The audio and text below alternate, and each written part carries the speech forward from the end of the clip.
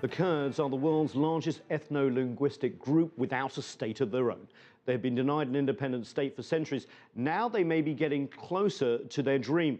The president of the autonomous Kurdish region is taking political advantage of Iraq's losses to the militant Islamic State group and preparing for a referendum on independence. CCTV's Shreya has more on the historical struggle of the Kurds in gaining independence.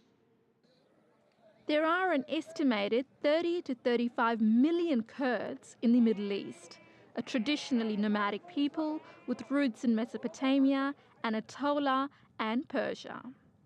Most Kurds are Sunni Muslims, but there are also Christian, Jewish and Shiite minorities.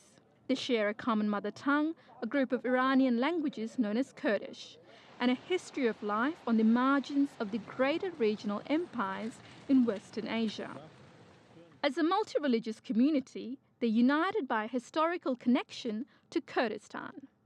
The 4 million Kurds in Iraq, who make up 15 to 20% of the population, are concentrated in the northern part of the region, mainly in Erbil, Sulaymaniyeh and Dahuk. But the relationship between Baghdad and the Kurds has never been amicable. Back in the 1970s, Saddam Hussein launched a campaign of Arabization, encouraging Arabs to relocate to the Kurdish north. Up to 5,000 Kurds were killed when Hussein used Iraqi jets to drop poisonous gas on the Kurdish town of Halabja in 1988. Following the First Gulf War, the Kurds formed the Kurdish Regional Government in 1991. The gap between Baghdad and Kurdistan further widened after the US invasion of Iraq in 2003. The new Iraqi constitution paved the way for greater federalism and granted Kurds the right to be educated in their own language.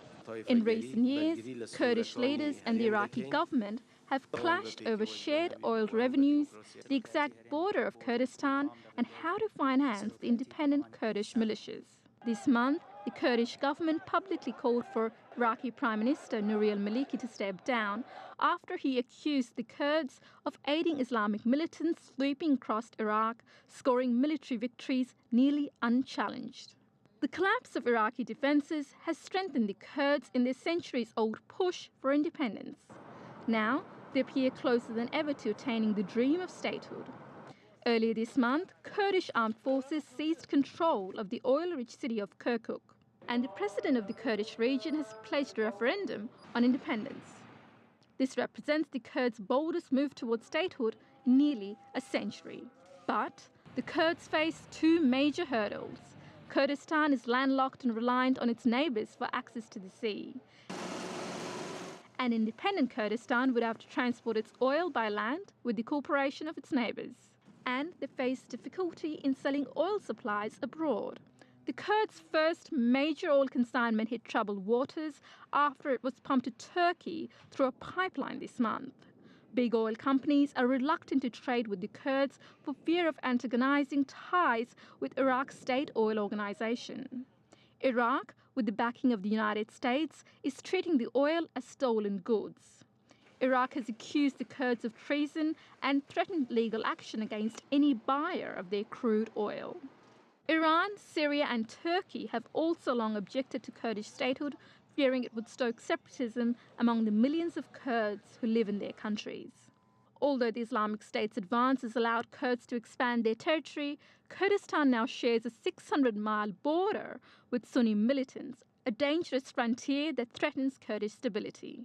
As a result, Iraqi Kurdistan has become a safe haven for Kurds fleeing IS and the Syrian civil war. While the new reality in the Middle East poses many challenges to the region, the disintegration of Iraq could be a game changer for the Kurds. Shreya, CCTV.